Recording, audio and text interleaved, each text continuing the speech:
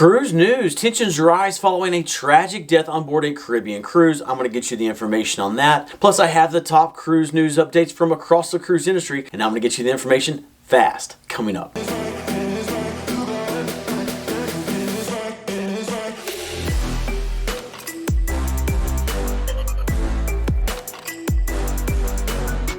Welcome to Travel Scouts. My name is Jason and we are your cruise information channel. We get you the cruise news and information you're looking for quickly without wasting your time. So if you love cruising, consider subscribing. Okay, lots of news today. Let's go ahead and kick it off with number one. A cruise ship has been involved in a large rescue operation. A British cargo ship named the Verity sank after colliding with another cargo ship off the coast of Germany yesterday. Multiple ships were involved in the search for the missing crew of the Verity. One of those ships was the P&O Iona cruise ship. Two crew members were rescued and the body of another was found in the water. However, there are 4 crew members that are still missing. And unfortunately, the BBC is now reporting that the search has been called off. Number 2, there has been some flooding on the Carnival Radiance cruise ship. Here is some footage. This occurred last week but is going viral now. Carnival has confirmed that this did occur. Reports are that this was on deck number 7, which is well above the waterline. So this was some sort of internal leak on the ship and the crew did a great job getting it cleaned up. Moving on to number 3, the Meyer Group has introduced a floating cruise terminal concept. The Meyer Group is one of the main cruise ship builders in the world, but here is a picture of their new floating cruise ship terminal. These terminals would be built at a shipyard and then transported anywhere in the world for quick assembly. This new innovation will give islands and coastal cities that previously did not have a cruise port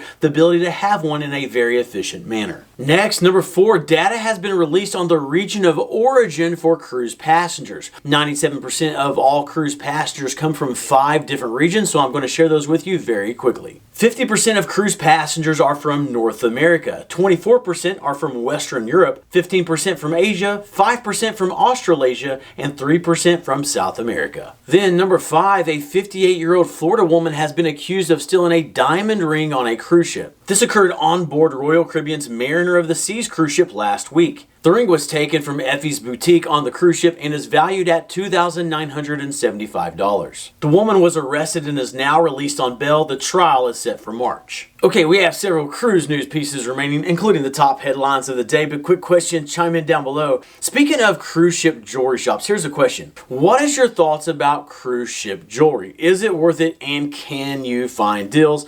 Chime in down below with A for yes or B for no. Would love to know your thoughts on cruise ship jewelry, but now on with the cruise news. Number 6, Ruby Princess Cruisers have won a class action lawsuit against Carnival Corporation. This lawsuit references back to a COVID outbreak on board the cruise ship in March of 2020. The judge ruled that Carnival Corporation misled cruise passengers regarding the effectiveness of their COVID-19 prevention measures and that they should have canceled the voyage. Approximately 1,000 Australian cruisers were listed in the class action lawsuit, and the judge may rule that another 700 U.S. passengers could be added to the suit as well. Next, number 7, we have a hurricane season update. There is still a lot of cyclone activity. Let's start in the Pacific. The Eastern Pacific has 3 weather systems of concern. Those are identified by the red and yellow icons on this map. Otis is now a tropical storm and will dissipate later today. I also want to point out this weather system located off the west coast of Central America. It has a 70% chance of cyclone formation over the next 7 days, and it is currently moving to the northwest. Meanwhile, in the Atlantic, Hurricane Tammy is still raging. Tammy currently has max sustained winds of 105 miles per hour. Those wind speeds would classify Hurricane Tammy as a Category 2 hurricane. The forecast still shows that it poses a significant threat to Bermuda for later this week. Stay tuned and we will keep you up to date. Then number 8, Royal Caribbean has been reprimanded for misleading advertisements. A complaint has been filed against the cruise line. In May of this year, Royal Caribbean had advertised cruises, quote,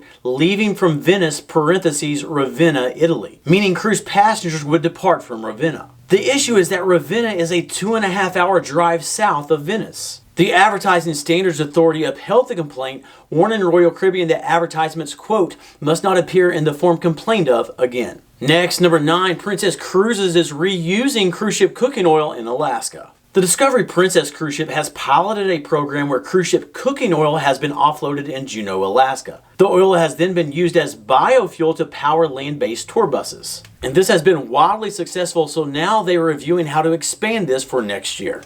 And then there has been a tragic death on board a cruise ship. This occurred on board the Margaritaville at Sea Paradise cruise ship and is being reported by Cruise Center. The tragedy took place on October 11th as the crew was conducting a drill with a simulated fire on deck number 3. It is said that after the fire patrol team arrived at deck number 3, they were directed to run up the stairs in full gear with heavy equipment to deck number 8. It was at this time that one team member ultimately collapsed and later died in the ship's medical center. This has caused tensions to rise among the crew, namely because no announcement of the sad event was ever made to the crew. Also, the ship's management continued with a crew party that was scheduled the next day as though nothing had happened. And there was no memorial for the crew to attend, and there was no opportunity given to contribute to the fallen crew member's family. If this is accurate, the distress of the crew is definitely understandable. Life is precious, and if you are a crew member on board the Margaritaville at Sea Paradise cruise ship, know that we are praying for you as well as for the family of your friend that passed. Okay, subscribe and turn the notification bell on to stay up to date with the latest cruise news and information.